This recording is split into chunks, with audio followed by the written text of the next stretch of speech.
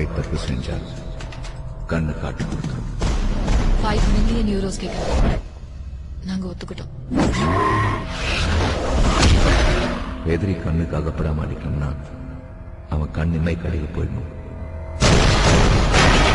கேட்கறது கொடுத்துருங்க, உங்களுக்கு எதுவும் ஆக கூடாது. யார் சொன்னாலும் கேட்க மாட்டான். தனக்கு சரின்னு பட்டா அது தப்புனாலும் அதை சரியா பண்ணுவான்.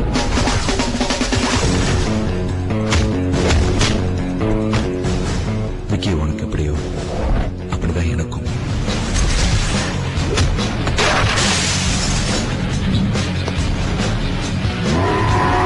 நான் கொடுக்காத அவன் கொடுத்தாரு போறா மரியாதை